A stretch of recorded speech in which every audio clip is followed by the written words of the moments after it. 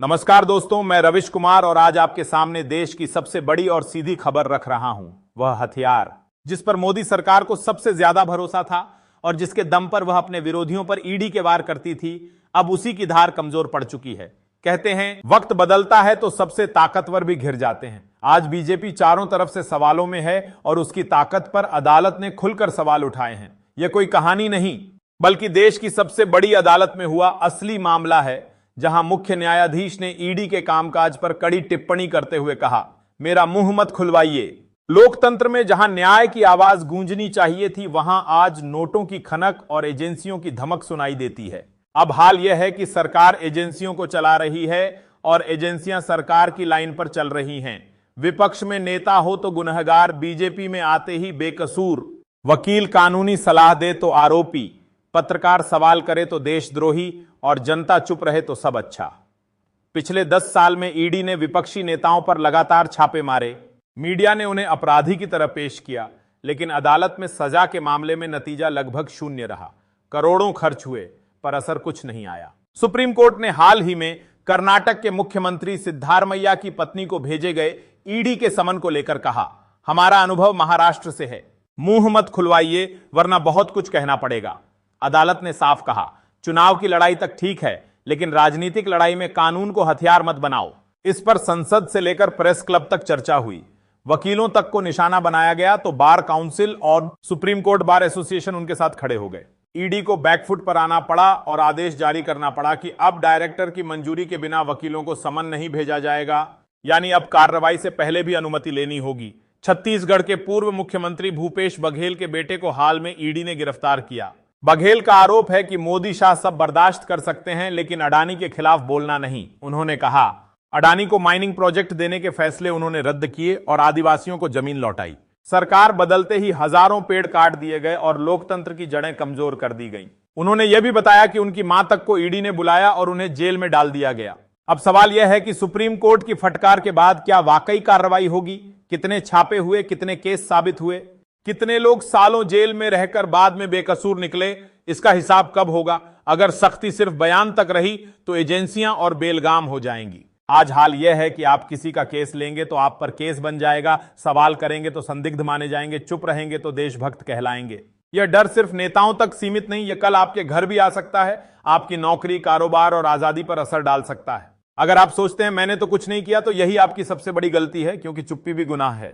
अडानी अंबानी के खिलाफ बोलने वालों को पहले भी दबाया गया, जेल में डाला गया और मीडिया ने कहा सिस्टम काम कर रहा है। लेकिन जो सिस्टम सिर्फ विपक्षी राज्यों में काम करे वह सिस्टम नहीं, बदले की मशीन है। वक्त है जागने का। स्क्रीन के सामने बैठकर अफसोस करने से कुछ नहीं होगा। बोलना होगा, लिखना होगा और सच को शेयर करना होगा। यह देश किसी एक का नहीं बल्कि 140 करोड़ लोगों का है और यह संविधान से चलता है, मनमानी से नहीं। बाबा साहब अंबेडकर का दिया संविधान हमें इसलिए मिला कि सत्ता जनता के अधिकार न कुचल सके। आज जब मुख्य न्यायाधीश ने कहा हम हाथ पर हाथ धरकर नहीं बैठेंगे, तो यह लोकतंत्र की रीढ़ से निकली चेतावनी है। अदालत ने साफ कहा, अगर कोई संवैधानिक संस्था अपनी सीमा लांघेगी तो कोर्ट दखल देगा, चाहे वह कितनी भी बड़ी क्यों ना हो, और अगर सरकार मनमानी करेगी तो उसे भी जवाब देना होगा। लेकिन असल सवाल यहां खत्म नहीं होता, असल सवाल तो अब शुरू होता है। जब सुप्रीम कोर्ट की चेतावनी के बावजूद एजेंसियों की कार्रवाइयां जारी रहें, तो जनता को समझना होगा कि यह मामला सिर्फ नेताओं या वकीलों का नहीं है, यह सीधा लोकतंत्र की आत्मा पर चोट है। आज जो छापे किसी मंत्री, मुख्यमंत्री या विपक्षी नेता पर पड़ रहे हैं, कल वही दरवाजा आपके घर भी खटखटा सकता है। और तब न कैमरा होगा, न माइक, न कोई वकील, बस एक कागज का समन और चुप्पी में दबा हुआ आपका नाम होगा। यही वजह है कि अदालत ने बार बार कहा कि एजेंसियां अपनी सीमा में रहें और राजनीतिक लड़ाई का मैदान चुनाव तक सीमित रखें। लेकिन सत्ता के गलियारों में यह चेतावनी सुनने की बजाय उसे अनसुना करने की आदत बन चुकी है। ये सब जनता के पैसों से चलने वाली संस्थाएं हैं, लेकिन सवाल यह है कि क्या ये अब जनता की हैं या कुछ खास लोगों की प्राइवेट सिक्योरिटी फोर्स बन चुकी हैं। आंकड़े बताते हैं कि पिछले 10 सालों में जितनी कार्रवाइयां हुई, उनका 90% से ज्यादा निशाना विपक्षी राज्यों या नेताओं पर था, और अदालत में नतीजा सिर्फ लंबी तारीखें, मीडिया ट्रायल और राजनीतिक बयानबाजी। यह सिलसिला तब तक नहीं रुकेगा जब तक अदालत केवल बयान देने के बजाय कार्रवाई की ठोस मिसाल नहीं बनाएगी। क्योंकि अगर आज किसी को छूट मिली तो कल यही एजेंसियां जजों को भी कटघरे में खड़ा कर देंगी। लोकतंत्र का मतलब सिर्फ वोट डालना नहीं है, लोकतंत्र का मतलब है सवाल पूछना, जवाब मांगना और सत्ता को उसकी हद याद दिलाना। लेकिन जब डर इतना फैल जाए कि लोग सवाल पूछने से पहले अपने मोबाइल का कैमरा बंद कर दें, सोशल मीडिया पोस्ट हटाने लगें और मीटिंग में बोलने से पहले इधर उधर देखें, तो समझ लीजिए लोकतंत्र का गला धीरे धीरे घोंटा जा रहा है। और जो लोग सोचते हैं कि चुप रहकर तूफान टल जाएगा, उन्हें इतिहास बार बार याद दिलाता है कि चुप्पी कभी भी बचाव नहीं होती, बल्कि के लिए सबसे आसान रास्ता होती है। आज देश में सबसे जरूरी है कि जनता सिर्फ दर्शक बनकर न बैठे, बल्कि सक्रिय होकर बोले, लिखे और सत्ता से सवाल करे। क्योंकि अगर आपने सोचा कि यह लड़ाई नेताओं की है, तो कल यह लड़ाई आपके घर की होगी। लोकतंत्र की लड़ाई किसी एक व्यक्ति, पार्टी या विचारधारा की नहीं है। यह उन 140 करोड़ लोगों की लड़ाई है जिनकी आवाज, हक और आजादी दांव पर है। और अगर हम आज खामोश रहे तो कल शायद हमारे पास बोलने का हक भी न बचे। दोस्तों, आज जो हो रहा है वो किसी एक केस या एक एजेंसी की कहानी नहीं है, यह हमारे पूरे लोकतंत्र के चेहरे पर पड़ा एक आईना है। सालों से सत्ता ने अपने राजनीतिक विरोधियों को घेरने के लिए एजेंसियों का इस्तेमाल किया। कभी छापे पड़े, कभी घंटों पूछताछ हुई, कभी गिरफ्तारी और कभी मीडिया ट्रायल। यह सिलसिला इतना लंबा चला कि लोग मानने लगे कि यही सामान्य है।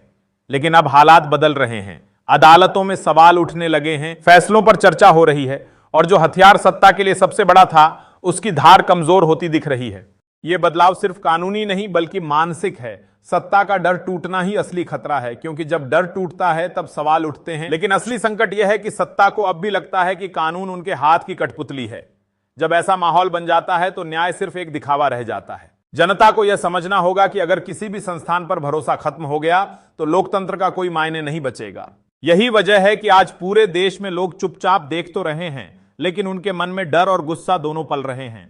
सोशल मीडिया पर माहौल बदल चुका है, लोग खुलकर नहीं लिखते, मीम्स में भी सेंसरशिप की छाया दिखने लगी है।